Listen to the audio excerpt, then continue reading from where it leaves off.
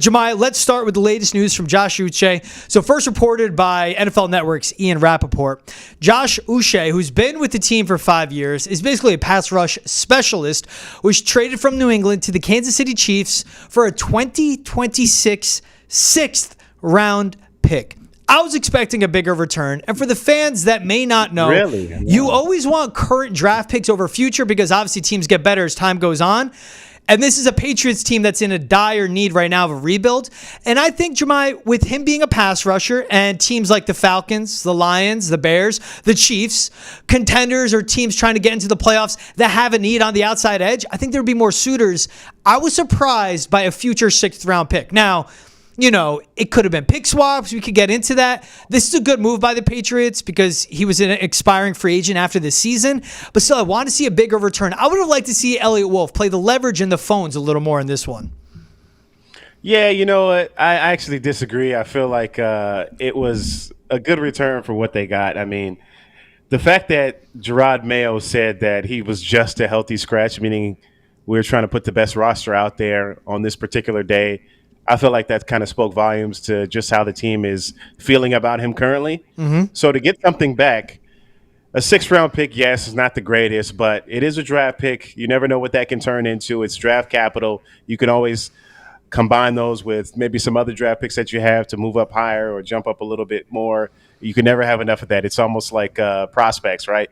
When you're talking about baseball, you have those. You can kind of make some pieces actually help you right away. So I feel like we kind of discussed this before on Boston Has Entered the Chat about Josh Uche being kind of trade capital. So it was surprising how fast this came together. I think that's the part that surprised me. But this is a move that I pretty much suspected this entire time. And they finally pulled the trigger on him and goes to the Kansas City Chiefs.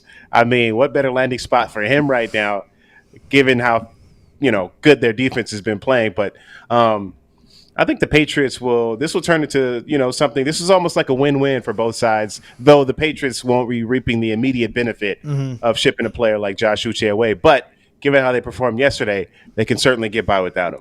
Yeah, he's been a non-factor for them, especially the last 2 games he's played in. Over his last 4 games, he's registered 69 pass rush snaps.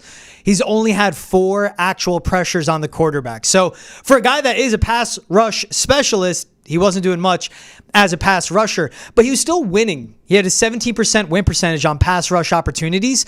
Now joining a defensive line with George Karlaftis, with Chris Jones, with a defensive coordinator like Steve Spagnuolo, and a team in the Chiefs that are win now. They went out and got DeAndre Hopkins. They're going for the 3-peat.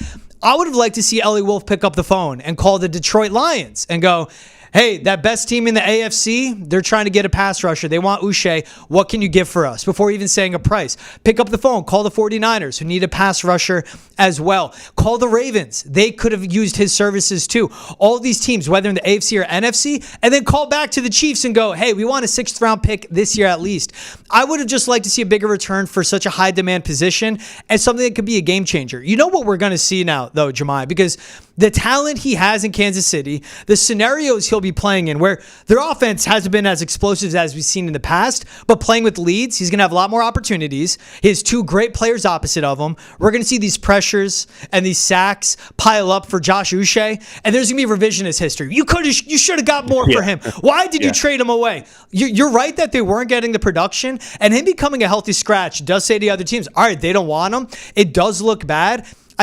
Right now, you want more. And they now have, I think it's like 3/7, 2/3 in this upcoming draft. They got this 6th in the future draft. And you're right, they can put them together and trade up for more. But again, for this team, where the timeline to me is right now, I want to see more. And again, this is Uche. He signed a 1-year deal. It was worth up to $2.9 million, but I think it was like $1.4 million guaranteed money. Yeah, he's on a rental if he was a longer-term deal. But this is something for the Pats where they brought him back. He said he could have gotten more elsewhere. He wanted to prove himself here. It didn't work out. At least they get something in return instead of letting him walk through free agency. But still, I was expecting more. Maybe, Josh Uche and a 6th round pick for a 5th right now, maybe Uche in a future 5th for a future 4th. Like, there is a big difference between a 4th round and a 6th round pick on what can be found. But there also is, as you say, what can happen with draft picks. The book's not closed on this trade yet. It's going to be open for a while, and we'll see what they do in 2026 and what they do to make that happen. So He was an okay player. He never played more than 40% snaps in a season for the Pats because he needed to grow when it came to run defense, and he never got there, which made him expendable for a team. And I really, after this prove-it deal and him not being great, I didn't see him sticking past here. At least there is a return for a team that has a lot of needs in a lot of different places. Yeah, and one last point, if I may. I mean, as you talked about, he was on a rental deal, so it was certainly trying to improve his capital for other teams that are outside looking in on the type of player that he expected to be, the type of player that he thought he was.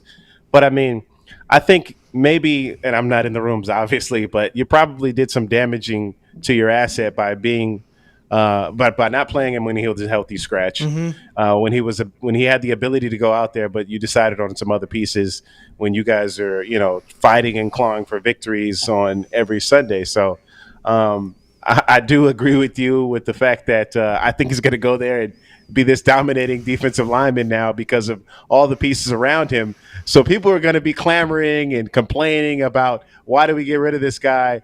But he's in a situation now where, as you talked about, they're ready to win now, and the Chiefs are a team that has been dominated in their victories by their defensive performances. So they haven't been getting it from Patrick Mahomes to this point in the year, and he's doing just enough to get by. He's pretty pedestrian, to be honest with you, not living up to his MVP level status that he has in the past. Yeah, and when players get dealt like this, I do feel for them on like the human aspect of like he's been here 5 years. He's obviously put roots here. He's grown up here, going from a college kid to being a full-on adult. But what a great situation for him to step into, because playing on that defensive line with that coordinator, he'll rack up sacks. I'm sure he'll have big playoff performances. And for a guy on a prove-it deal that wasn't proving himself here, he can prove himself with the Chiefs, and then he'll likely get paid. I'm not saying a huge contract, but he'll get some nice long-term money elsewhere after putting together a playoff and possible Super Bowl performance with the Chiefs. So at least the Patriots did right by him, because he could have been shipped to, I don't know, Jacksonville, Dallas, I gave the other options of actual contenders. At least you're landing with the Chiefs with that defensive coordinator, and you'll be playing in a locker room with that quarterback in number 15 and Patrick Mahomes. Yeah, no, definitely. So I mean, this is a win for him for sure, and now he gets an opportunity to play on a contender, a team that's going places. And I think the Red Sox. I think the Patriots will see him later too, right? So he'll get to have some get back against his team. Maybe if Red Sox players are at they'll be at Fenway. Maybe if Red Sox players go to Gillette to catch a Chiefs game and he's still with the team, they'll see him. Yeah, exactly. You know what? We're talking about Josh Uche, and I'm crisscrossing my things because I was just watching the conversation the other day with Ant-Man saying he can play running back, and then Derrick Henry saying like, no, you can't tackle me and all that stuff. So getting my lines crossed here.